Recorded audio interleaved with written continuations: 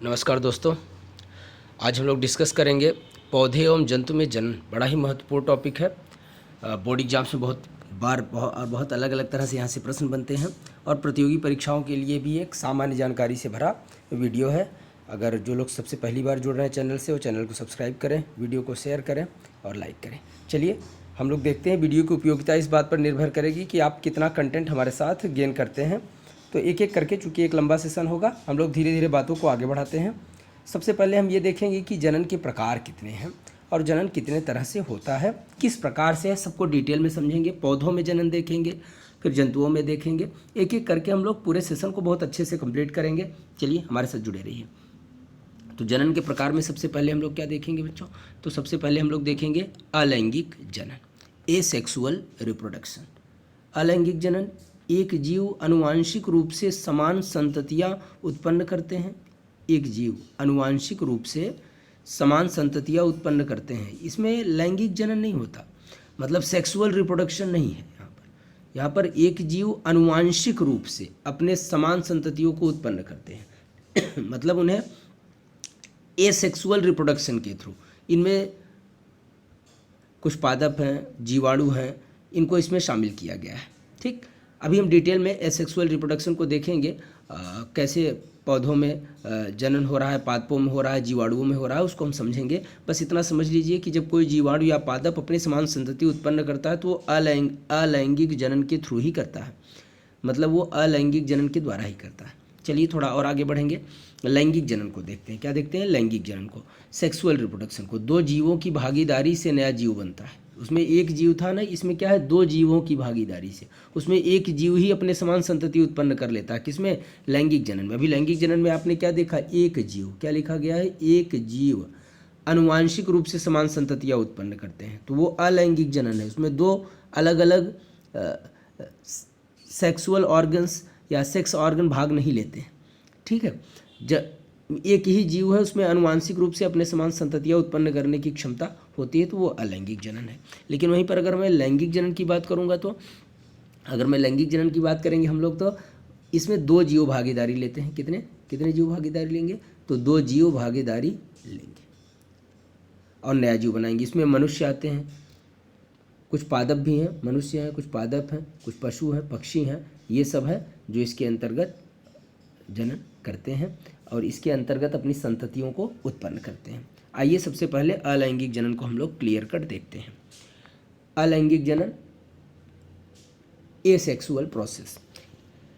तो asexual reproduction, तो एक कोशिका, जो एक कोशिक जीव होते हैं उनमें अलैंगिक जनन होता है, जिनमें कोशिक यूनिसेलुलर, मतलब कौन से?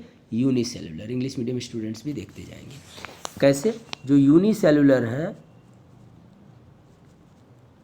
वो जो यूनिसेलुलर ऑर्गेनिज्म है उनमें अलैंगिक जनन प्रायः पाया जाता है। तो अलैंगिक जनन भी कई तरह से होंगे, उसके अलग अलग तरीके के प्रोसेस है जिसे हम लोग समझेंगे। सबसे पहले विखंडन, किसको समझेंगे? विखंडन के थ्रू क्या होता है? अलैंगिक जनन होता है। इंग्लिश में इसे फिशन कहते हैं। ठीक है, जब किसी एकल जीव का विभाजन दो या अधिक जीवों में होता है, बहुत ध्यान से समझिएगा एक एक पॉइंट। जब किसी एकल जीव का विभाजन दो या अधिक जीवों में होता है तो क्या कहलाता है? विखंडन के द्वारा अलैंगिक जनन कहलाता है। किसके द्वारा? विखंडन के द्वारा अलैंगिक जनन कहलाता है। बहुत ध्यान से समझिएगा। अब होता क्या है, जो एक कोशिकीय जीव हैं वो दो या अधिक जीवों में बढ़ जाते हैं। अब इसमें एक बात ध्यान रखनी कि मातृ कोशिका एवं संतति कोशिका में समानता होती है, मतलब ऐसी कोशिका जो टूटकर अन्य कोशिकाओं में बट रही है, जो अन्य कोशिकाएं बन रही वो संतति हैं, और जिससे टूटकर बन रही हो वो मातृ कोशिका है। जिससे टूटकर बन रही वो क्या है? मातृ कोशिका है। तो मातृ कोशिका और संतति कोशिकाओं में क्या होगी? समानता होगी। मातृ कोशिका और संतति कोशिकाओं में क्या होती है? समानता होती है।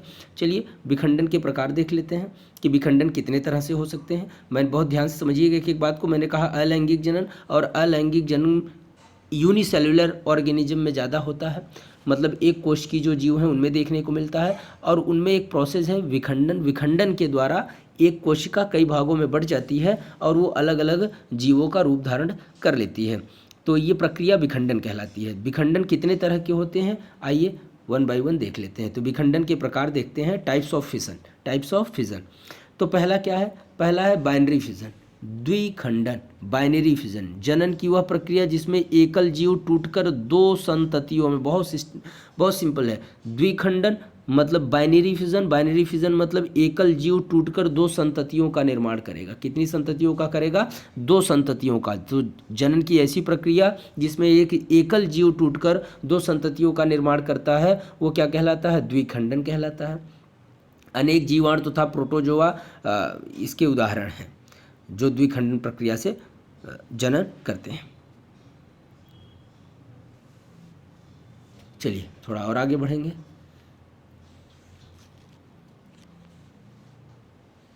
तो द्विखंडन आप अच्छे समझ गए कि जनन की वह प्रक्रिया जिसमें एकल जीव टूटकर दो संततियों में क्या हो जाता है? दो संततियों में बट जाता है, दो संततियों का निर्माण कर लेता है, वो क्या कहलाएगा? द्विखंडन कहलाएगा। आइए अगले पॉइंट को हम लोग डिस्कस करते हैं। दूसरा हमने बताया था कि भाई फिजन कितने तरीके का, तो एक आपने देख लिया बाइनरी फिजन। अब दूसरा क्या है? तो दूसरा है मल्टीपल फिजन। दूसरा क्या है? मल्टीपल फिजन, जिसे हम लोग बहुखंडन कहते हैं। इसी को पॉलीफिजन नाम भी दिया जाता है। मल्टीपल फिजन को कहीं कहीं पॉलीफिजन लिखा रहता है, आप समझ सकते हैं। तो बहुखंडन मल्टीपल फिजन को समझते हैं। जनन की वह प्रक्रिया जिसमें एक जीव टूटकर अनेक जीव बनाएगा, अनेक संततियों का क्या करेगा? निर्माण करेगा। अभी तक क्या था? बाइनरी में क्या था? एक जीव टूटता था, मतलब जो द्विखंडन था उसमें क्या था कि एक जीव टूटता था और दो संततियों का निर्माण करता था। बहुखंडन में क्या है? एक जीव टूटेगा, अनेक संततियों का निर्माण करता है। इसका उदाहरण सबसे बढ़िया मलेरिया परजीवी प्लाज्मोडियम जो है, ये प्लाज्मोडियम में बहुखंडन होता है और ये अनेक संततियों का निर्माण एक जीव टूटकर कर देता है। आइए अगले पॉइंट को डिस्कस करते हैं। अगला है मुकुलन,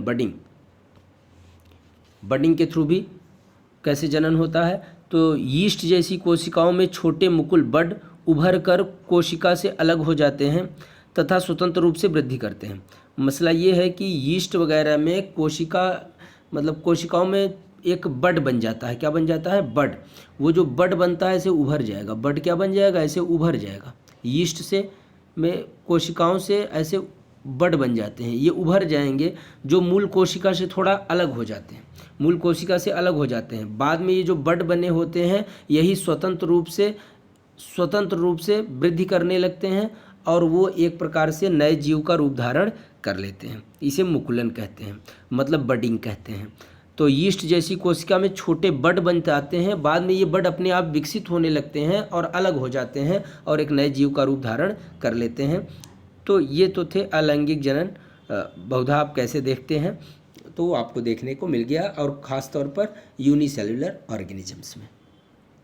तो अभी तक मैं बात कर रहा था जो बडिंग हो रही थी या द्विखंडन हो रहा था या बहुखंडन हो रहा था, ये सब के सब एक कोशिकीय जीवों में, यूनिसेल्युलर ऑर्गेनिज्म में आप देख रहे थे। अब बहुकोशिकीय जीवों में हम लोग देखेंगे मल्टी सेलुलर ऑर्गेनिज्म में कैसे एसेक्सुअल रिप्रोडक्शन होता है, उसे हम लोग अब देखने चल रहे हैं। किसमें? बहुकोशिकीय जीवों में एसेक्सुअल रिप्रोडक्शन। ओके, तो इसके अंतर्गत हम लोग सबसे पहले देखेंगे खंडन के थ्रू ये चीज़ देखने को मिलेगी। खंडन, जीव छोटे छोटे तंतुओं जैसे टुकड़ों में विभाजित हो जाते हैं, ये खंड वृद्धि कर नया जीव बन जाते हैं। तो बहुकोशिकीय जीवों में ये देखने को क्या मिलता है? बहुकोशिकीय जीवों में भी ये देखने को क्या मिलता है कि छोटे छोटे तंतुओं या टुकड़ों में विभाजित हो जाएंगे और बाद में वृद्धि करके ये नया जीव बना लेंगे। इसका सबसे बढ़िया उदाहरण है, कई बार एग्जाम में बच्चों पूछा गया है, ध्यान दीजिएगा इसे, स्पाइरोगाइरा। ये पादप जगत का प्राणी है, पादप जगत का प्राणी है। कौन? स्पाइरोगाइरा। याद रखिएगा कौन? स्पाइरोगाइरा। ठीक है, तो स्पाइरोगाइरा में खंडन देखने को मिलता है, जबकि यह एक बहुकोशिकीय प्राणी है। कैसा है ये? बहुकोशिकीय प्राणी है, ध्यान दीजिएगा, यह एक बहुकोशिकीय प्राणी। ओके, एक होता है पुनर्जनन। एक होता है क्या? पुनर्जनन। पुनर्जनन में जंतुओं के पास जो बहुकोशिकीय प्राणी पुनर्जनन करते हैं, वो उनमें एक एक्स्ट्रा पावर पाई जाती है। क्या होता है? एक एक्स्ट्रा पावर होती है। उस एक्स्ट्रा पावर में मतलब पुनरुद्भवन विशिष्ट कोशिकाओं द्वारा संपादित होता है। इनके पास कुछ विशिष्ट कोशिकाएं होती हैं, कुछ अलग तरह की क्षमता होती है, जैसे हाइड्रा और प्लेनेरिया। जैसे क्या? जैसे हाइड्रा और प्लेनेरिया।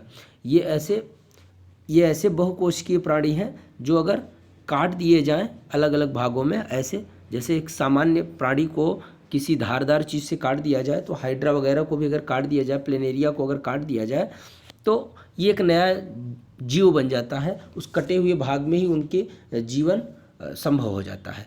तो ये पुनर्जनन है। मुकुलन कैसा होता है बहुकोशिकीय प्राणियों में, वो भी देख लेते हैं फटाफट।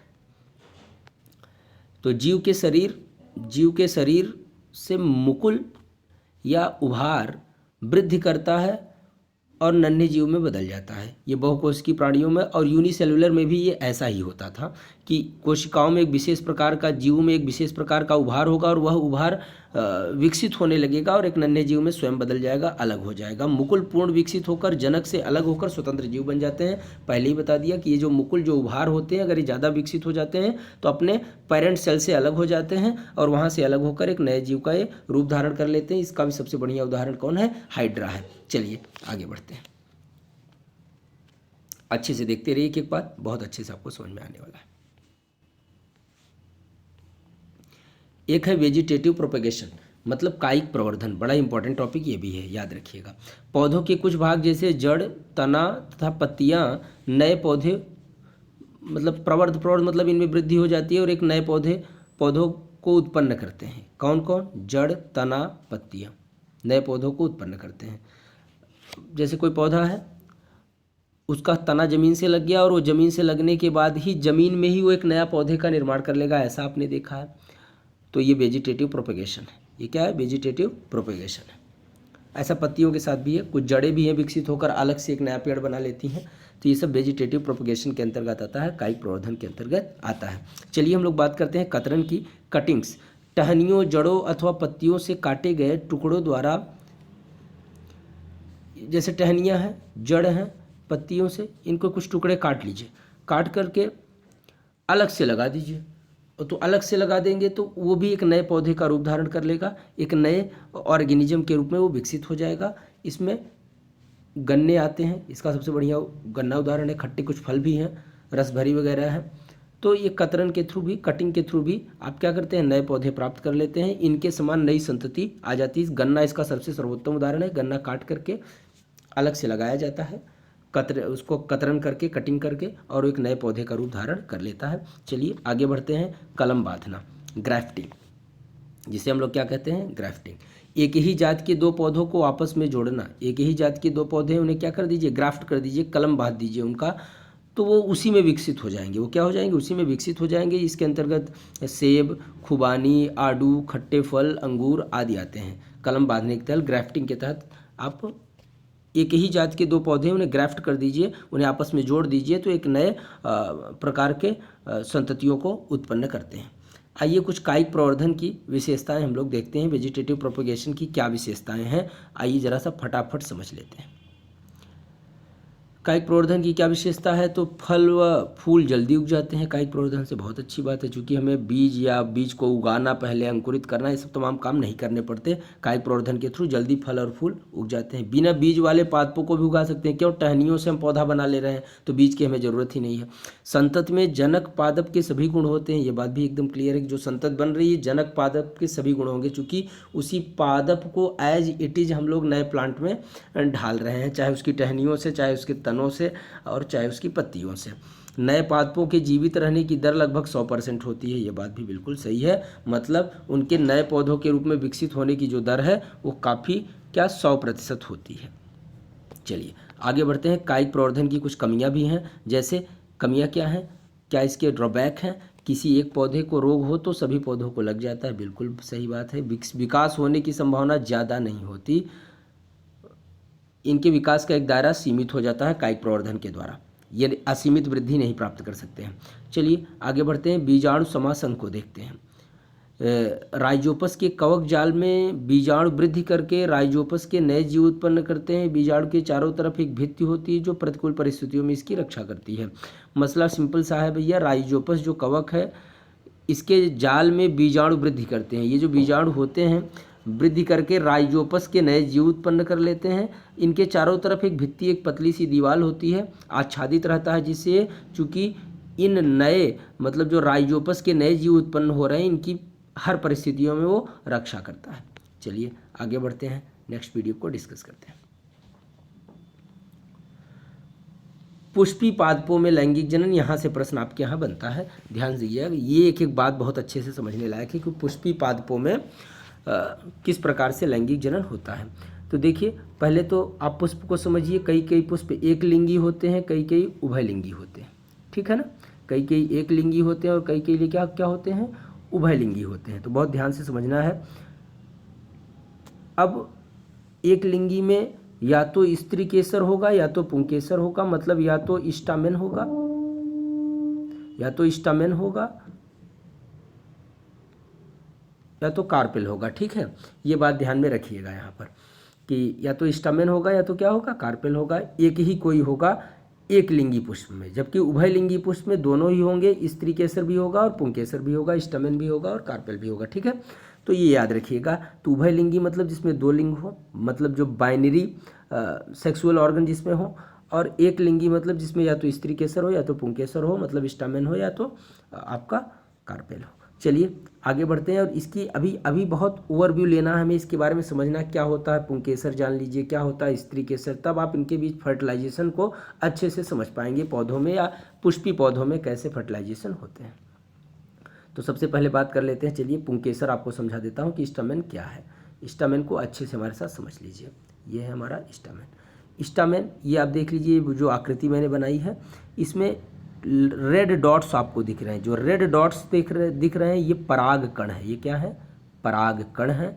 पोलन ग्रेन्स है। ये क्या है, पोलन ग्रेन्स है।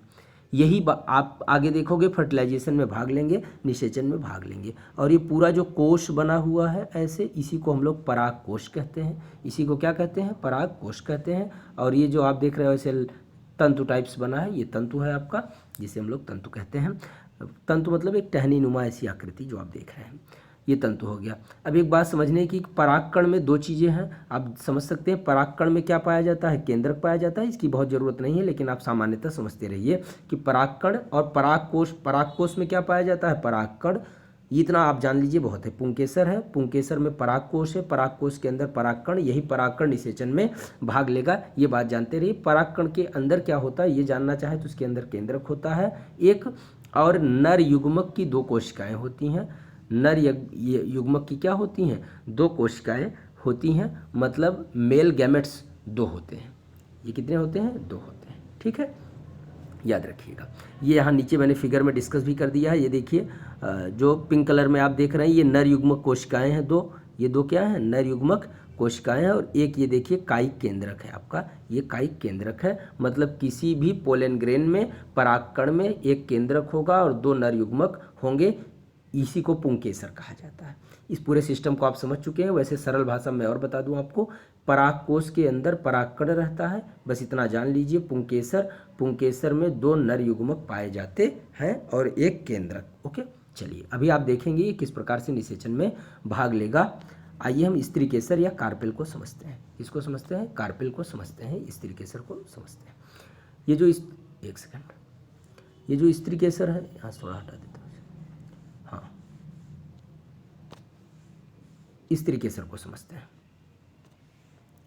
स्त्री केसर को समझना है तो बहुत अच्छे से समझ सकते हैं। जैसे वहाँ पराग कण आप देख रहे थे, अब ये परागकण इसमें नहीं पाया जाता। स्त्री केसर में कोई परागकण नहीं होता, इसमें वर्तिकाग्र होता है। क्या होता है, वर्तिकाग्र बने होते हैं। ये वर्तिका है, ये वर्तिकाग्र है। ये देख रहे हैं यहाँ सिंबल्स बनाए, ये वर्तिका है, ये वर्तिका है, ये भाग इसका वर्तिकाग्र है। परागनली है ये, और ये बीच में आपका यहाँ पर सबसे अंडाशय है। एक सेकंड थोड़ा ऊपर ले चलते हैं इसे तो अच्छे से आप समझ पाएंगे। हाँ, यहाँ अब अच्छे से देखिए, ये यहाँ पर क्या है, अब बाद में ये बीजांड बनेगा, अभी मैं बताऊंगा कैसे बनेगा। ये अंडाशय है पूरा, इसके अंदर कोशिका है, ये अंड कोशिका है। ये क्या है, अंड कोशिका है। अभी बहुत अच्छे समझेंगे कैसे भ्रूण और बनता है, मैं सब समझाऊंगा। बहुत अच्छे समझेंगे तब आपको समझ में आएगा एक एक बात। ये देखिए जरा सा, ये परागकण पहले से नहीं होते। यहाँ जो मैंने डॉट डॉट दो परागकण लाल बनाए हैं आप देख रहे हैं, ये परागकण यहाँ पहले से नहीं होते हैं। ये स्त्री केसर है, स्त्री केसर में वर्तिकाग्र बना होता है आगे, और नीचे उसकी वर्तिका होती है। ये वर्तिकाग्र है। ऊपर वाला सिरा क्या है, वर्तिकाग्र है। ऊपर वाला सिरा क्या है आपका, ये वर्तिकाग्र है।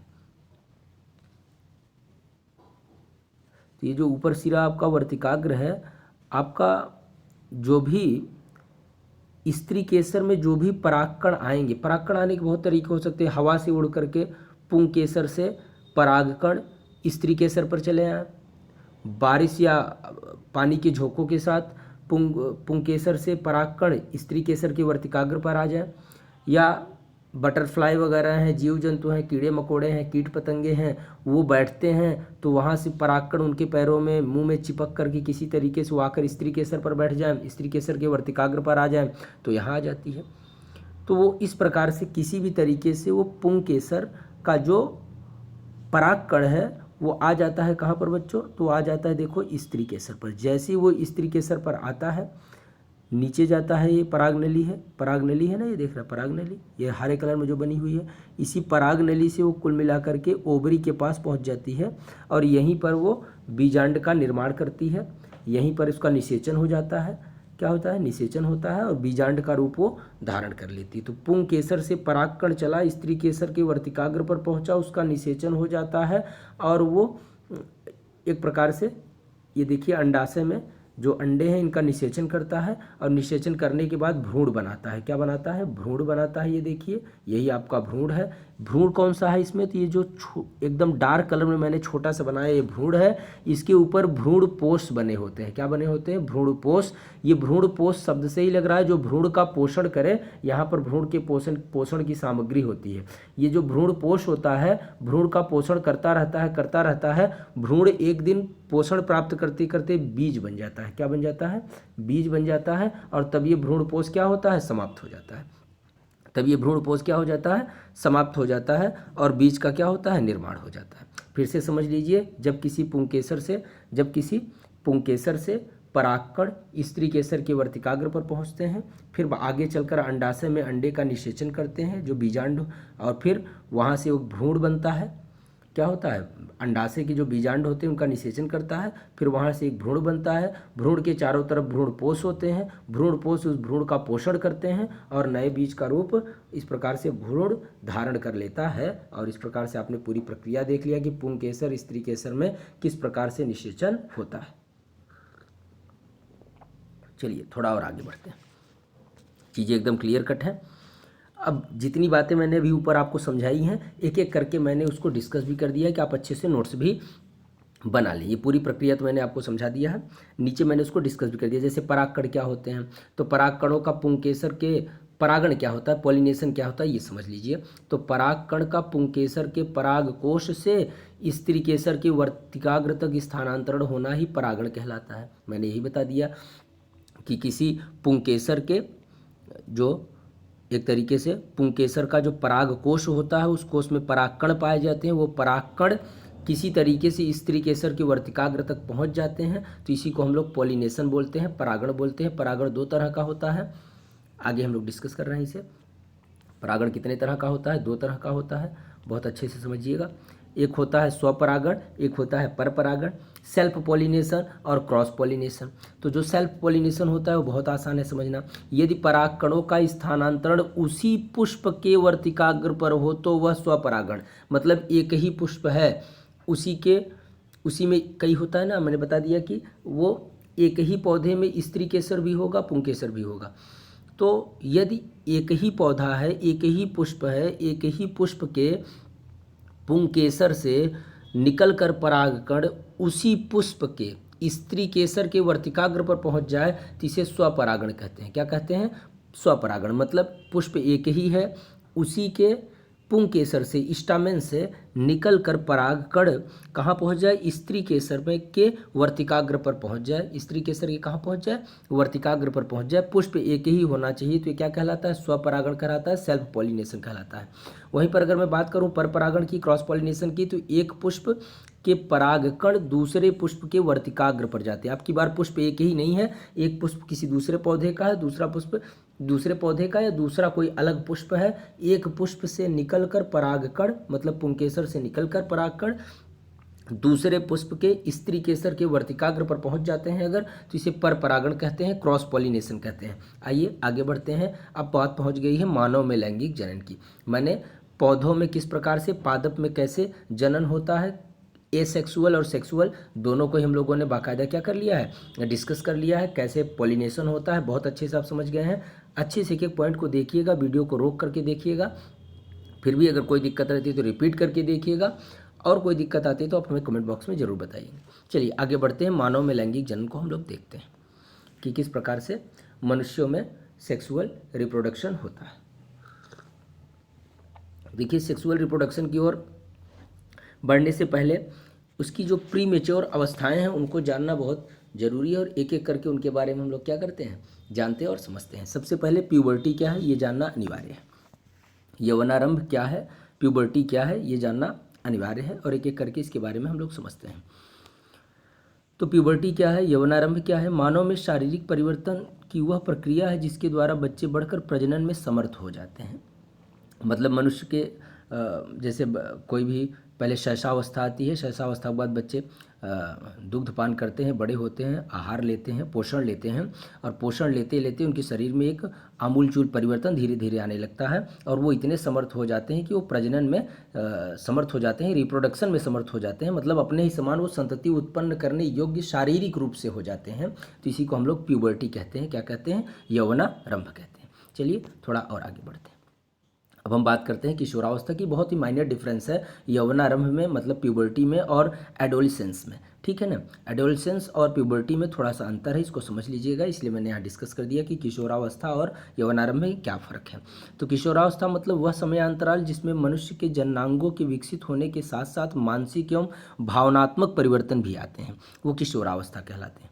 मतलब शरीर तो प्यूबर्टी एजेज में समर्थ हो जाती है, लेकिन भाव आपके अंदर जो होते हैं, मानसिक रूप से जो एक तैयारी होती है, एक मनोवृत्तियों में जो परिवर्तन आता है, वो किशोरावस्था में आता है।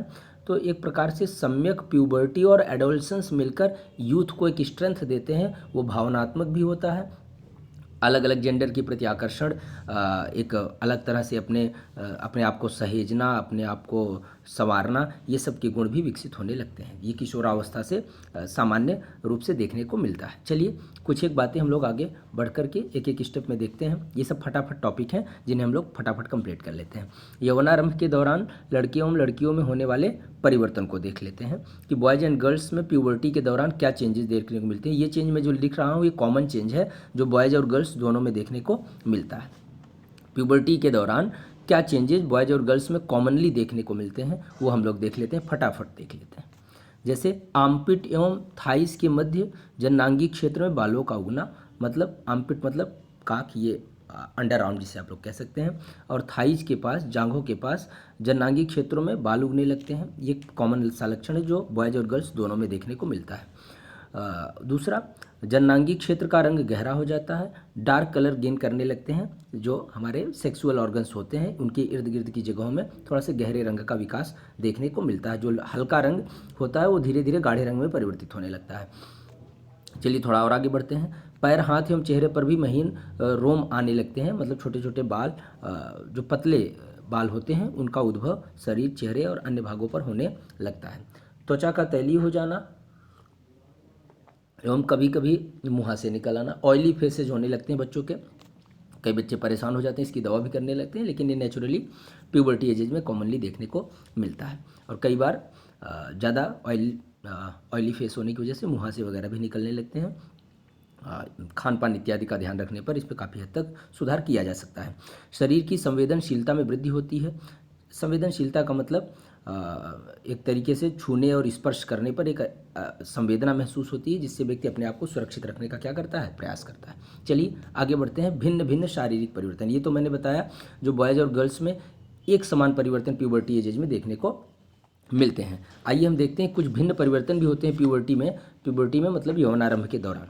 तो बॉयज़ में कुछ अलग परिवर्तन देखने को मिलते हैं और गर्ल्स में कुछ अलग परिवर्तन देखने को मिलते हैं। तो उसको मैंने यहाँ पर डिफ्रेंशिएट कर लिया है अलग अलग कॉलम में। ठीक है, चलिए तो भिन्न भिन्न शारीरिक परिवर्तन पहले हम देखेंगे कि लड़कों में होने वाले परिवर्तन। जैसे चेहरे पर दाढ़ी और मूछ आ जाना, आवाज़ मोटी हो जाना, बच्चों की अक्सर आप देखते हैं। शरीर अधिक मांसल एवं बलवान हो जाना, एकदम मसल सुसल बना लेते हैं बच्चे। कंधों का विस्तार हो जाना, थोड़ा चौड़ा कंधा हो जाता है। ये सारे बॉयज में परिवर्तन आपको देखने को मिलते हैं। लड़कियों में भी कुछ होने वाले परिवर्तन हैं जो लड़कों में नहीं होते हैं। जैसे स्तनों के आकार में वृद्धि होती है, ब्रेस्ट में थोड़ा सा वृद्धि, ग्रोथ देखने को मिलेगा। रजोधर्म का आरंभ हो जाएगा, मतलब पीरियड्स वगैरह शुरू हो जाते हैं। मेंस्ट्रुएशन साइकिल आप देखने को मिलेगा। जननांगों का विकास हो जाता है, जो सेक्सुअल ऑर्गन्स हैं उनमें डेवलपमेंट देखने को मिलता है। तो चलिए, ये डेवलपमेंट जननांगों के विकास का ये कॉमन है, ये लड़कों में भी देखने को मिलता है, ये पॉइंट यहाँ पर नोटिस करिएगा। चलिए थोड़ा और आगे बढ़ते हैं हम लोग नेक्स्ट पीडीएफ की ओर। अब हम लोग डिस्कस करने वाले हैं नर जनन तंत्र, मेल रिप्रोडक्टिव सिस्टम को। किसको डिस्कस करेंगे? मेल रिप्रोडक्टिव सिस्टम को। इसके बाद हम लोग फीमेल रिप्रोडक्टिव सिस्टम्स और डिजीजेज देख लेंगे, तो ये चैप्टर पूरा का पूरा क्या हो जाएगा, हमारा कंप्लीट हो जाएगा। आइए मेल रिप्रोडक्टिव सिस्टम को बढ़ाते हैं आगे। पूरे सिस्टम को अगर आप समझ जाएंगे तो मेरे साथ 5 मिनट में ही आप चीज़ों को बहुत अच्छे से समझ सकते हैं। नर जनन तंत्र को हम लोग देखते हैं। पहले इस फिगर को अच्छे से देखिए, इस फिगर को क्या करिए, अच्छे से देखिए, आपको सब समझ में आएगा। मैं जैसा बताऊंगा, जिस प्रोसेस से बताऊंगा, एकदम अच्छे से आप समझिएगा। ये ध्यान से देखिए, ये आपका मूत्राशय है, यूरेथ्रा इसे आप कह सकते हैं। क्या कह सकते हैं? मूत्राशय है।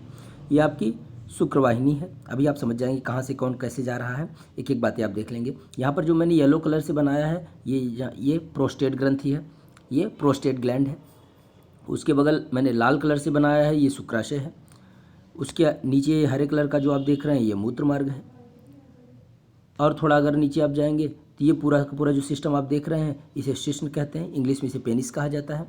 और थोड़ा नीचे आएंगे, ये पूरा का पूरा क्षेत्र कैसा है, ये वृषण कोश कहलाता है। क्या कहलाता है? वृषण कोश कहलाता है। और इसके अंदर वृषण पाए जाते हैं एक जोड़ी। क्या पाए जाते हैं? एक जोड़ी वृषण पाए जाते हैं।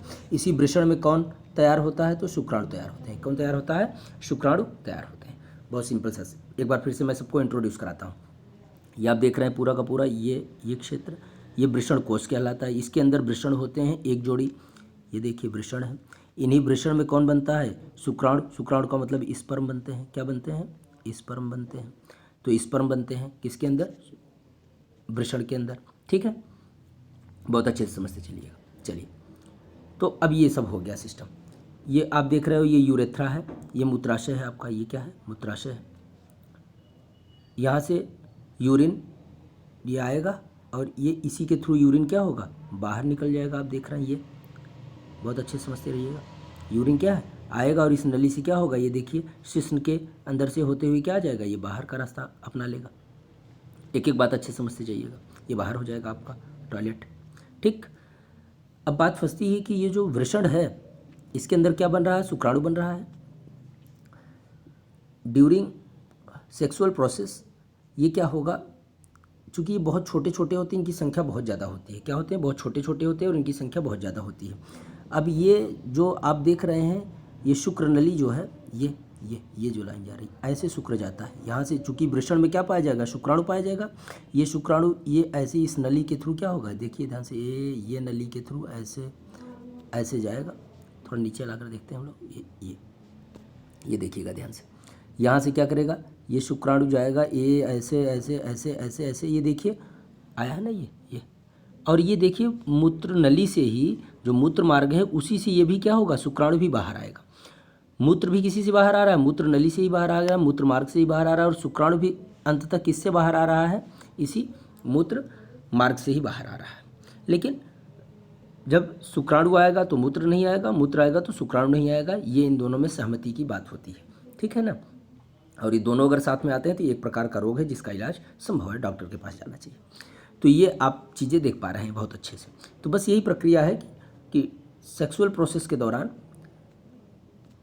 आपकी इसी वृषण कोश के अंदर जो वृषण पाया जाता है, इसके शुक्राणु इस प्रकार से ट्रैवल करते हैं। ये देखिए, जो शुक्रवाहिनी है उसी से ट्रैवल करते हैं और ट्रैवल करते करते ये शिश्न के अंदर जो मूत्र मार्ग बना है उसी से बाहर आते हैं।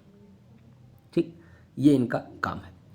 और ये जो शुक्राणु बाहर आते हैं, यही अगर अभी मादा जनन तंत्र में बताऊंगा तो मादा की योनि में, वेजाइना में चले जाते हैं और गर्भाशय तक पहुंच जाते हैं। जिस भी वो अंडे का निषेचन करते हैं, बाद में चलकर वही भ्रूण बन जाता है और नई संततियों का रूप धारण कर लेता है। वही भ्रूण बाद में बच्चे के रूप में विकसित हो जाता है। तो ये बात आपको मैंने अच्छे से समझा दिया, लेकिन इसमें एक छोटी सी बात है जो आप समझ सकते हैं और अच्छे से। वो ये समझने वाली बात है बच्चों, मैंने यहाँ एक प्रोस्टेट ग्रंथि बनाई है, देख रहे हैं क्या बनाया है? प्रोस्टेट ग्रंथि बताई है। ये प्रोस्टेट ग्रंथि करता क्या है, चूँकि जो आपके शुक्राणु होते हैं बहुत छोटे होते हैं और इन्हें ट्रैवल करने में इस नली में बहुत दिक्कत होती है। अगर इस नली के मार्ग को थोड़ा गीला कर दिया जाए तो कुछ ऐसे केमिकल प्रोस्टेट ग्रंथि रिलीज करता है जिससे ये मार्ग पोषण युक्त हो जाता है और गीला भी हो जाता है, जिससे शुक्राणुओं को पोषण मिलता है और उनकी यात्रा आसान भी हो जाती है, जिससे वो आसानी से एक लंबी दूरी तय करके, देखिए यहाँ से चलते हैं, मतलब वृषण से चलते हैं और ये पेनिस के थ्रू होते हुए क्या होते हैं, बाहर आ जाती हैं। इनकी यात्रा को क्या करता है, ये आसान कर देता है। अब बात मेरी आप समझ गए होंगे। तो बहुत सिंपल सा टॉपिक था भाई, जिसको मैंने आपके सामने रख दिया। एक एक बात आप अच्छे से क्या कर गए होंगे, समझ गए होंगे। चलिए, तो ये तो बात हो गई किसकी। अब इसी को मैंने जितनी बातें आपको ऊपर भी बताई हैं मैंने बच्चों, उसी को नीचे मैंने डिस्कस कर दिया है। एक एक करके आप उसे देख भी सकते हैं और समझ भी सकते हैं क्या है। चलिए आपके सामने रख देता हूँ बात को।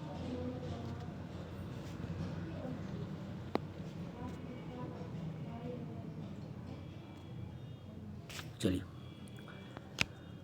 जैसे वृषण क्या है, वृषण में एक टेस्टोस्टेरोन हार्मोन पाया जाता है। ये वृषण आपको बता चुका हूँ कहाँ पर है, एक बार फिर मैं आपको ये दिखा देता हूँ। एक बार मैं आपको क्या करता हूँ, फिर दिखा देता हूँ, बहुत अच्छे समझ लीजिए। ये है आपका वृषण, ये क्या है, ये क्षेत्र क्या है, ये क्षेत्र आपका वृषण है। ठीक, इसमें कौन सा हार्मोन पाया जाता है, टेस्टोस्टेरोन हार्मोन। कई बार एग्जाम में ये भी पूछा जा चुका है, तो ध्यान रखिएगा। टेस्टोस्टेरोन हार्मोन पाया जाता है। ये शुक्राणुओं के उत्पादन का नियंत्रण करता है, कितने शुक्राणु बनने हैं कितने नहीं बनने हैं उनका नियंत्रण करता है। लड़कों में यौनारंभ के या यौनावस्था के लक्षणों को भी नियंत्रित करता है, मतलब प्यूबर्टी के जो लक्षण दिखाई देते हैं उन पर भी नियंत्रण करता है, उनको बढ़ाता है घटाता है। ये सब काम कौन करता है, टेस्टोस्टेरोन हार्मोन करता है।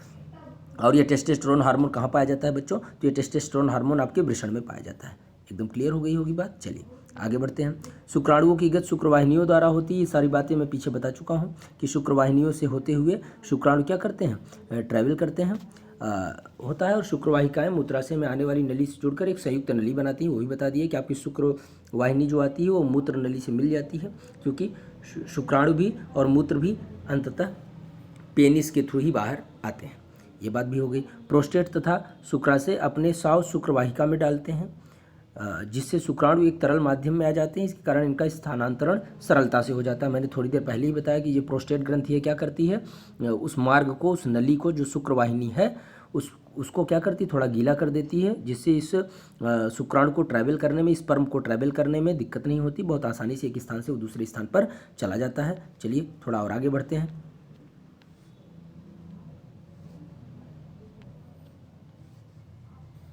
अब हम लोग बात करेंगे किसकी, अब हम लोग बात करेंगे मादा जनन तंत्र की। बहुत अच्छे से देखते रहिएगा।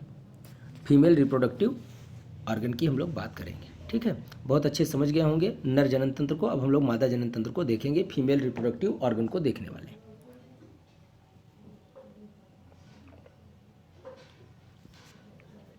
पहले आप स्ट्रक्चर को अच्छे समझ लेंगे अगर एक बार हमारे साथ, तो हमें नहीं लगता कि आपको कोई दिक्कत होगी। जितनी चीज़ें जैसे आपको मैंने नर जनन तंत्र में इंट्रोड्यूस कराया था, ऐसे मादा जनन तंत्र में भी आप एक बार हो जाएंगे हमारे साथ, तो सब कुछ आपको समझ में आ जाएगा। देखिए ये आपकी अंडवाहिनी है, इसी को फिलोपियन ट्यूब कहते हैं इंग्लिश में। ये देखिए अंडवाहिनी है, ये क्या है, अंडवाहिनी। अंडवाहिनी दो होती हैं, एक इधर आप देख रहे हैं, एक इधर, दोनों एक ही चीज़ है, लेफ्ट राइट। ये दोनों अंडवाहिनी, इसी को फिलोपियन ट्यूब कहते हैं। कौन सी ट्यूब कहते हैं, फिलोपियन ट्यूब, ठीक है ना, याद रखिएगा, फिलोपियन ट्यूब। कहीं कहीं यही लिखा मिल जाता है, फिलोपियन ट्यूब। क्या कहा जाता है इसे, फिलोपियन ट्यूब कहा जाता है, याद रखिएगा इस बात को बहुत अच्छे से। तो ये जो फिलोपियन ट्यूब है, इधर भी है, लेफ्ट राइट दोनों तरफ है, ठीक है। ये जो बीच का स्थान आप देख रहे हैं, मैंने यहाँ रेड भी किया, अभी मैं बताऊंगा इसका कारण मैंने ऐसा क्यों किया है। ये जो पूरा क्षेत्र है बच्चों, ये कहलाता है गर्भाशय। क्या कहलाता है, गर्भाशय। और इधर ये लाल लाल दीवार परत कब बनती है वो मैं भी अब तो आपको समझाऊंगा। ये जहाँ पर ये आपका गर्भाशय और योनि आकर मिलते हैं, मतलब ये योनि को इंग्लिश में वेजाइना कहते हैं बच्चों। क्या कहते हैं, वेजाइना कहते हैं, अच्छे से समझिएगा। तो जहाँ ये वेजाइना आकर के मिलती है किससे, गर्भाशय से, यूट्रस से। ये यूट्रस है आपका, ये यूट्रस है, गर्भाशय है, और ये क्या है, वेजाइना है। ये दोनों आकर जहाँ मिलती हैं उसे ग्रीवा कहते हैं। क्या कहते हैं, ग्रीवा कहते हैं। बस इतनी 5 बातें अगर आपको पता है, अंडवाहिनी क्या होता है, गर्भाशय क्या है, योनि क्या है, ग्रीवा क्या है, और ये अंडाशय। जो ये दो आप देख रहे हैं कि जो अंडवाहिनी है, अंडवाहिनी अंडों को ले जाने का काम करती है। यहाँ पर अंडे पाए जाते हैं, अंडाशय है, यहाँ पर भी होता है, यहाँ पर भी होता है अंडाशय। इसी में अंडे पाए जाते हैं, जो बाद में मेच्योर होने पर फिलोपियन ट्यूब में आते हैं, जब वो मेच्योर हो जाते हैं तब। ये बात एक कॉमन फिगर का इंट्रोडक्शन था। ये गर्भाशय है, देख सकते हैं आप, ये अंडवाहिनी है, देख सकते हैं, ये अंडाशय है दोनों तरफ, और ये योनि है, और ये ग्रीवा है। चलिए अब हम जितनी बातें बताएंगे अब आपको समझ में आएगा, चूँकि आप वाकिफ़ हो चुके हैं फिगर से अच्छी तरीके से। मसला क्या होता है बच्चों, मैं एक बार समझा देता हूँ, फिर आगे वही चीज़ें मैं डिस्कस किया हूँ, बहुत अच्छे से आप लिख भी लेंगे, समझ भी लेंगे। एक बार यहाँ हमारे साथ अच्छे से समझ लीजिए। होता क्या है बच्चों कि अभी आपने नर जनन तंत्र में देखा था कि स्पर्म शुक्रवाहिनी से होते हुए पेनिस के थ्रू बाहर आती है। तो during sexual process, during sex, जब दो भिन्न भिन्न लिंग के व्यक्ति शारीरिक संबंध स्थापित करते हैं तो स्थिति क्या होती है कि जो स्पर्म है वो कहाँ पहुँच जाता है, योनि से होते हुए कहाँ पहुँच जाता है, गर्भाशय में। ये योनि से होते हुए कहाँ पहुँच जाता है, गर्भाशय में। सेक्स के दौरान स्पर्म कहाँ पहुँच जाता है, योनि से होते हुए गर्भाशय में पहुँच जाता है। तो ये जो जब यहाँ पहुँचता है तो इधर जो फिलोपियन ट्यूब होता है, ध्यान से समझिएगा, मैं आप समझाने चल रहा हूँ। ये तो ये पुरुषों की बात बता दी है कि यहाँ से स्पर्म आएगा, और ये जो फिलोपियन ट्यूब है, होता क्या है कि प्यूबर्टी एजेस जब शुरू हो जाते हैं तो हर महीने में कुछ मेच्योर एग्स इस फिलोपियन ट्यूब से आते हैं। फिलोपियन ट्यूब से क्या होते हैं, तैयार होकर के चलते हैं। यदि जो फिलोपियन ट्यूब से आ रहे हैं, ये जो फिलोपियन ट्यूब से क्या हो रहे हैं, आ रहे हैं, और इधर से क्या स्पर्म आ रहा है, तो ये स्पर्म उस एग को मिल करके क्या कर देता है, निषेचित कर देता है, फर्टिलाइज कर देता है। फर्टिलाइज अगर हो गया तब तो वो आकर के इसी गर्भाशय के क्षेत्र में, ये जो लाल लाल संरचना आप देख रहे हैं, ये हर महीने तैयार होती है। ये लड़कियों में एक अद्भुत सा गुण है, महिलाओं में, लड़कियों में, कि ये हर बार जो गर्भाशय होता है हर महीने अपने आप को तैयार करता है। किस चीज़ के लिए, कि अगर निषेचन हो जाता है अंडे का, मतलब इधर से जो मेच्योर एग आ रहा है और इधर से जो स्पर्म आ रहा है, ये दोनों मिल करके अगर फर्टिलाइज हो जाते हैं तो एक एम्ब्रॉयड बनेगा, एक भ्रूण बनेगा। तो वो भ्रूण को पोषण देने के लिए पहले से ही ये रेड सेल्स बना लेता है गर्भाशय के चारों तरफ, मतलब कुछ खून, स्पॉन्जी टाइप स्ट्रक्चर बना लेता है यहाँ, जिससे उस भ्रूण को पोषण दे सके। एक बड़ा ही अद्भुत सा गुण है, नैसर्गिक सा गुण है उस भ्रूण को पोषण देने के लिए। तो अगर ये मान लीजिए फर्टिलाइज हो गया, एक इधर से स्पर्म आया, इधर से आया, फर्टिलाइज हो गया, तो ये जो गर्भाशय है इसी में उस भ्रूण को विकसित होने के लिए पोषण, मतलब जो गैमेट्स हैं फिर जाइगोट बनेंगे, उस जाइगोट को पोषण देने के लिए ये सारी व्यवस्था लाल रंग की चारों तरफ आप देखो घिरी हुई व्यवस्था है। ये स्पॉन्जी होती है, रेड कलर की, खून से भरा हुआ, एक तरीके से पोषण देने के लिए होता है, जो उस भ्रूण को पोषण देता है। ये तो बात हो गई कि जब निषेचन हो जाएगा, फिर ये भ्रूण यहीं विकसित होगा, फिर बाद में चल करके बच्चे का रूप ये धारण कर लेगा और फिर बन जाएगा उस तरीके से बच्चा, और फिर बाद में डिलीवरी होते हुए इसी थ्रू से, योनि के मार्ग से ही वो बच्चा क्या हो जाएगा, बाहर आ जाएगा। तो ये एक स्थिति होती है हमारे सामने। लेकिन मान लीजिए कि निषेचन नहीं होता है, क्या होता है, निषेचन नहीं, फर्टिलाइजेशन होता नहीं, मतलब इधर से स्पर्म जाता नहीं। मतलब भाई प्यूबर्टी के बाद ज़रूरी थोड़ी कि निषेचन हो जाए, प्यूबर्टी के बाद ज़रूरी थोड़ी कि क्या निषेचन हो जाए, मतलब निषेचन नहीं हुआ। लेकिन ये गुण जो है, मतलब कोई सेक्सुअल प्रोसेस नहीं हुआ दो अलग अलग जेंडर्स के बीच में, बॉयज गर्ल्स या महिला पुरुष के बीच में, तो ये अगर नहीं हुआ है तो फिर ये जो मेच्योर एग है इसका निषेचन तो होगा नहीं। तो ये जो तैयारी थी इस पूरे के पूरे गर्भाशय की, जो ये लाल रंग आप देख रहे हैं, खून एकत्रित हो गया है चारों तरफ और ये स्पॉन्जी मटेरियल्स आ गए हैं जो पोषण देते हैं भ्रूण का, ये फिर टूटना शुरू हो जाते हैं। जब निषेचन नहीं होता, पोषण दे नहीं पाते, तो लगता है कि अभी बेकार है यार, इसकी कोई ज़रूरत नहीं, ये नेचुरली होता है सब कुछ। ये क्या होता है, ये वो लाल वाले जो पोर्शंस हैं बच्चों, ये इधर इधर ये सब लाल वाले पोर्शन ये टूटने लगते हैं, और टूट कर 2 से 8 दिनों में ये इसी योनि मार्ग से बाहर आ जाते हैं। इसी योनि मार्ग से क्या होते हैं, बाहर आ जाते हैं, वेजाइना के थ्रू टूटकर लाल लाल ये जो है ये खून के रूप में क्या होते हैं, बाहर आ जाते हैं। और 2 से 8 दिन, मिनिमम 2 दिन और अधिकतम 8 दिनों में ये बाहर हो जाते हैं। इसी प्रक्रिया को मेंस्ट्रुएशन साइकिल कहते हैं, इसी प्रक्रिया को रजोधर्म कहते हैं। क्या कहते हैं, रजोधर्म, मासिक चक्र, पीरियड्स, कुछ भी कह लीजिए, वो इन्हें कहा जाता है। तो अब आप समझ गए होंगे कि पीरियड्स भी क्यों आते हैं। अगर निषेचन हो गया तो पीरियड्स नहीं आएंगे, नहीं हुआ तो पीरियड्स हर महीने आएंगे, 28 दिन 30 दिन में आएंगे। और ये क्यों होता है? क्योंकि हर महीने गर्भाशय तैयार होता है किसी भी भ्रूण के पोषण के लिए। यदि भ्रूण बनता है निषेचन के बाद तो उसका पोषण होता है, नहीं बनता तो वो भ्रूण की जो भित्ति, भ्रूण की नहीं, जो गर्भाशय में भित्तियाँ तैयार हो जाती हैं खून की, वो टूट जाती हैं, धीरे धीरे टूट करके इम्प्योर ब्लड के रूप में क्या होती हैं, बाहर आ जाती हैं। इसी को रजोधर्म कहते हैं। अगर पहली बार ये किसी प्यूबर्टी एज के लड़कियों को होता है तो उसे रजोदर्शन कहते हैं। क्या कहते हैं? रजोदर्शन कहते हैं। चलिए थोड़ा आगे बढ़ते हैं। मैंने सारी बातें आपको डिस्कस कर दिया। अच्छा, एक बात बच्चों के मन में कभी कभी आता है कि इस अंडाशय से अंडा आएगा कि इससे आएगा, तो किसी एक से ज़रूर आएगा। कभी इससे आएगा तो कभी इससे आएगा। जिधर मैच्योर एग रहेगा उधर से एग बन करके आएगा और इधर से स्पर्म जाएगा जो उसे निषेचित करेगा। अगर वो निषेचित होगा तो फिर भ्रूण बनेगा। भ्रूण बनेगा तो बच्चे का रूप धारण करेगा, जो डिलीवरी होने पर, बच्चे पैदा होने पर योनि मार्ग से वो बाहर आ जाएगा। That is very amazing process जो मानवों में होता है, ईश्वर प्रदत्त है। चलिए थोड़ा आगे बढ़ते हैं। अब जितनी बातें मैंने बच्चों ऊपर डिस्कस की हैं उसी को डिटेल में मैंने यहाँ नीचे आपके लिए लिख दिया जिससे आप नोट्स बना सकें अच्छे से। मैं एक बार आपको पढ़ देता हूँ, बाकी मैं चीज़ें तो सब ऊपर समझा चुका हूँ। जैसे अंडकोशिका का निर्माण व एस्ट्रोजन एवं प्रोजेस्टेरोन हार्मोन का निर्माण होता है अंडाशय में। अंडकोशिका का निर्माण होता है अंडाशय में, और क्या होता है?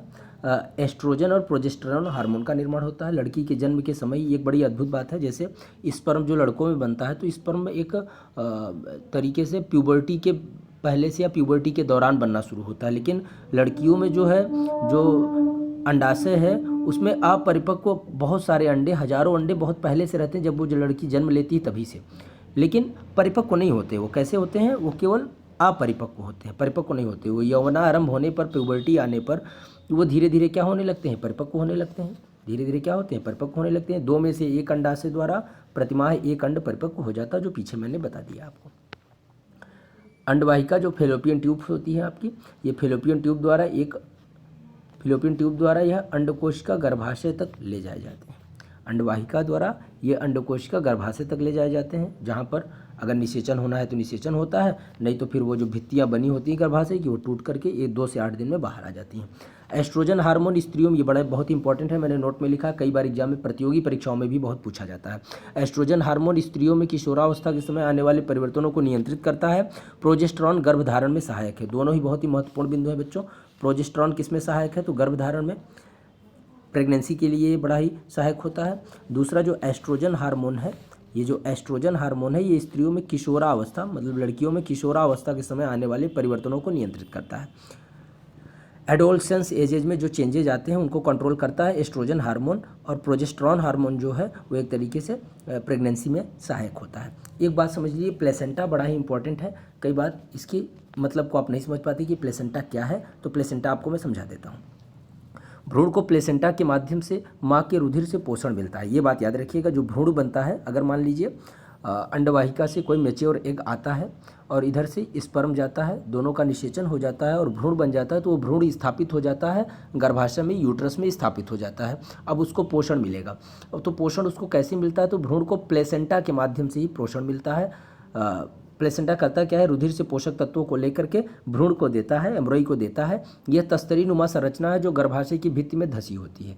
ये गर्भाशय की भित्ति में क्या होती है? धसी होती है, जिससे उन्हें पोषण मिलता है। एक तार नुमा आकृति होती है जिससे इन्हें कनेक्ट करती है और उसी से वो लटका होता है। बाद में पैदा होने पर उसी तार नुमा संरचना को काट दिया जाता है। तो कुल मिलाकर प्लेसेंटा वो है जिससे भ्रूण को पोषण मिलता है। इसकी संरचना कैसी है? तस्तरी नुमा है और ये गर्भाशय की भित्ति में क्या होती है? धसी रहती है। चलिए, तो प्लेसेंटा आप समझ गए होंगे, बड़ा इंपॉर्टेंट टॉपिक था।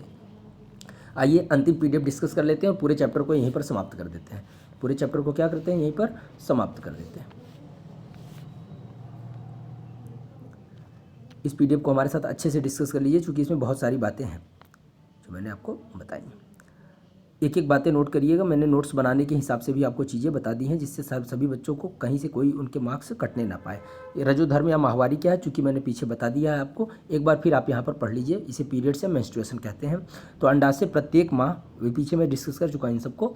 अंडाशय प्रत्येक माह एक अंड का मोचन करता है, मतलब मेच्योर एग को बाहर निकालने का प्रयास करता है तथा निषेचित अंड की प्राप्ति हेतु, अब वो मेच्योर एग तो आ रहा है अंडाशय से, और इधर कि उस अंड का निषेचन हो जाएगा, इसकी तैयारी पहले से कर लेता है कौन? गर्भाशय। प्रतिमाह तैयारी करता है। और इसकी मतलब गर्भाशय की जो अंतःभित्ति होती है वो मांसल एवं स्पॉन्जी हो जाती है, जो मैंने पहले ही बताया आपको। यदि निषेचन न हो तो यह परत धीरे धीरे टूटकर योनि मार्ग, अगर निषेचन हो गया तो भ्रूण बन जाएगा, भ्रूण बन जाएगा तो गर्भाशय में आ जाएगा, गर्भाशय में आ जाएगा तो गर्भाशय उसको पोषण देगा। तब तो जो स्पॉन्जी स्ट्रक्चर गर्भाशय में बना है, जो पीछे मैंने भी आपको बताया था, ये ऐसा स्ट्रक्चर बन जाता है ना गर्भाशय में, ये ऐसे प्रकार का जो स्ट्रक्चर बना होता है गर्भाशय में, इधर इधर ब्लड एकत्रित हो जाते हैं, स्पॉन्जी स्ट्रक्चर आ जाता है, मांसल रचनाएं आ जाती हैं और ये पोषण देने के लिए आते हैं। कभी मान लीजिए भ्रूण बनता है तो उसको पोषण यहाँ प्राप्त होगा, लेकिन मान लीजिए निषेचन नहीं होता, भ्रूण नहीं बनता, तब पोषण तो देना नहीं है, तब वो जो स्पॉन्जी स्ट्रक्चर बन जाता है रक्त का, वो धीरे धीरे टूट जाता है। टूटकर योनि मार्ग से वेजाइना के थ्रू क्या होता है, रुधिर एवं म्यूकस के रूप में, तरल पदार्थ के रूप में, चिपचिपे पदार्थ के रूप में वो क्या होता है, बाहर आ जाता है, निष्कासित हो जाता है। ठीक है, इस चक्र में लगभग 1 मास का समय लगता है। इस चक्र में लगभग कितने मास का, 1 मास का समय लगता है। इसी को रजोधर्म कहते हैं। इसी को एक और हिंदी में शब्द दिया जाता है ऋतुस्राव कहते हैं। क्या कहते हैं, ऋतुस्राव। इसकी अवधि 2 से 8 दिन हो सकती है, मतलब पीरियड्स की अवधि न्यूनतम 2 दिन और अधिकतम कितने दिन, 8 दिन हो सकती है। ठीक है, इसमें अनियमितता पर डॉक्टर से संपर्क करना चाहिए। चलिए आगे बढ़ते हैं, जनन स्वास्थ्य देखते हैं, रिप्रोडक्टिव हेल्थ देखते हैं। जनन स्वास्थ्य मतलब सेक्सुअल प्रोसेस के दौरान अगर कुछ बैड इम्पैक्ट स्वास्थ्य पर पड़ सकता है, तो जो बैड इम्पैक्ट हो सकता है, जो खतरे हैं, जो वायरस के थ्रू हो सकते हैं, बैक्टीरिया के थ्रू हो सकते हैं, उन सबको समझेंगे। उन सब की स्टडी हम लोग रिप्रोडक्टिव हेल्थ के अंतर्गत करते हैं, जन स्वास्थ्य के अंतर्गत करते हैं। चलिए एक एक बात देख लेते हैं। यौन क्रियाओं से अनेक रोगों का लैंगिक संचरण हो सकता है। इसमें जीवाणु जनित जैसे गोनोरिया, सिफिलिस एवं वायरस संक्रमण जैसे कि मस्सा, वार्ड जिसे कहते हैं, तथा HIV एड्स शामिल है। यौन क्रियाओं से ज़्यादा खतरा महिला को ही होता है। यदि महिला के गर्भ में बालक हो तो वह भी प्रभावित होता है। तो यौन क्रियाओं में अनेक रोगों का लैंगिक संचरण हो सकता है, मतलब during sexual process transmission of diseases is possible. तो जब भी कोई लैंगिक संचरण होता है, शारीरिक संबंध स्थापित किए जाते हैं, तो इस दौरान रोगों के संचरण की संभावना बनी रहती है कि वो पुरुष से महिला में या महिला से पुरुष में जा सकता है।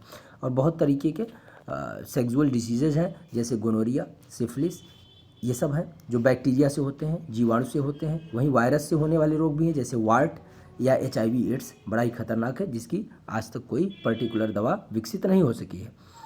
अब सेक्सुअल प्रोसेस के दौरान यौन क्रियाओं में खतरा ज़्यादातर महिलाओं को होता है। इसके 2 कारण हो सकते हैं। एक तो सबसे पहली बात कि अगर उनके गर्भ में बालक है तो वो बहुत तेज़ी से प्रभावित होता है और वह भी पीड़ित हो सकता है उस रोग से, तो ये भी बात समझ लीजिएगा। और इस तरीके के कुछ सेक्सुअल ऑर्गन्स का स्ट्रक्चर होता है जिसमें वायरसेस और बैक्टीरियाज के लगने की संभावना ज़्यादा होती है, तो इसलिए इसकी पूरी सतर्कता बरती जाए जब भी कोई यौन क्रिया में सम्मिलित महिला या पुरुष होते हैं तब। तो उनको इन सब बातों का बड़ा ही ख्याल रखना चाहिए कि वायरस जनित रोग न फैलने पाए, बैक्टीरिया जनित रोग न फैलने पाए। हाँ, यदि महिला गर्भवती है तो उसके बच्चों में भी यह रोग जा सकता है और वो बुरी तरीके से प्रभावित हो सकता है। इस बात का हमें ख्याल रखना चाहिए। तो जनन स्वास्थ्य के अंतर्गत हम लोग क्या देख रहे हैं कि यौन क्रियाओं से भी अनेक रोग हो सकते हैं, जैसे गोनोरिया, सिफिलिस जो कि जीवाणुओं से होते हैं, वहीं पर मस्सा, HIV एड्स जो कि वायरस से होते हैं, और ये बड़ा ही खतरनाक रोग है। इससे बचने का प्रयास हमेशा करना चाहिए। चलिए आगे बढ़ते हैं। अब ये तो बात हो गई कि स्वास्थ्य संबंधी। HIV एड्स आप जानते हैं एक प्रकार का ये वायरस है। एड्स को अगर देखेंगे तो एक्वायर्ड इम्यूनो डेफिशिएंसी सिंड्रोम इसका फुल फॉर्म होता है। ये आपके WBCs को कम कर देता है। ये ज़्यादातर असुरक्षित यौन संबंध बनाने से होता है, मतलब अनप्रोटेक्टिव फॉर्म ऑफ सेक्सुअल जो प्रोसेस होता है उससे होता है।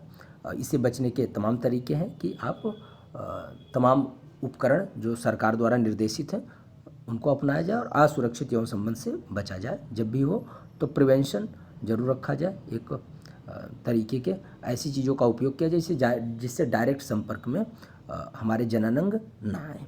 चलिए थोड़ा और आगे बढ़ते हैं। अब गर्भरोधी तरीके देखते हैं। सरकार बहुत प्रयास कर रही है इस चीज़ के लिए, हम सबको करना चाहिए, क्योंकि देश की जनसंख्या बहुत तेज़ी से बढ़ रही है। देश की जनसंख्या क्या हो रही है, बहुत तेज़ी से बढ़ रही है। तो गर्भरोधी तरीके कई बार एग्जाम में पूछा जाता है कि मेथड्स टू प्रिवेंट प्रेगनेंसी को रोकने के जो तरीके हैं वो क्या हैं। तो एक तो यांत्रिक अवरोध है। यांत्रिक अवरोध मतलब मैकेनिकल एक तरीके का डिस्टर्बेंस क्रिएट कर दिया जाए,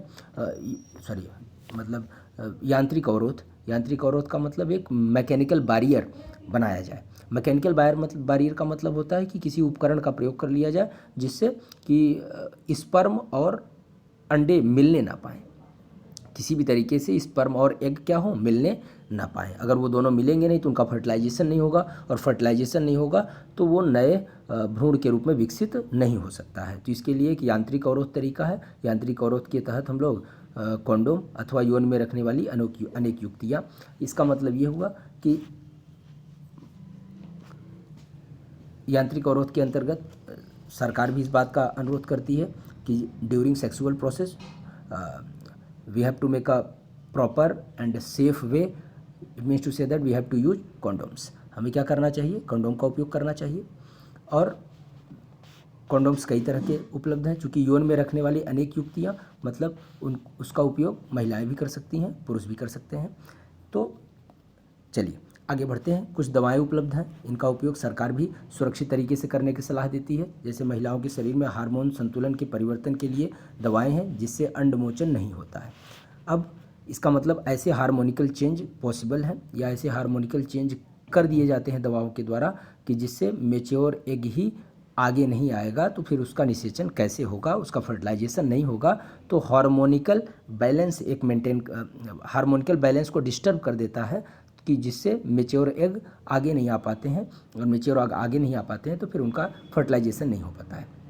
लूप या कॉपर्टी है एक तरीका, इन्हें गर्भाशय में स्थापित किया जाता है। जो यूट्रस है, यूट्रस के अंदर लूप या कॉपर्टी नाम की एक धात्वीय या स्ट्रिप टाइप चीज़ें लगा दी जाती हैं जो कि एक तरीके से एक्स को स्पर्म के साथ मिलने नहीं देती हैं, और जब मिलने नहीं देंगी तो उनका निषेचन नहीं होगा। निषेचन नहीं होगा तो फिर वहाँ पर भी देख लीजिए किसी भी प्रकार से बच्चे उत्पन्न होने की संभावना खत्म हो जाती है। एक है शल्य क्रिया, ऑपरेशन। पुरुष की शुक्र वाहिकाओं को या स्त्री की अंडवाहिनियों को अवरुद्ध कर दिया जाता है, इसी को नसबंदी भी कहते हैं।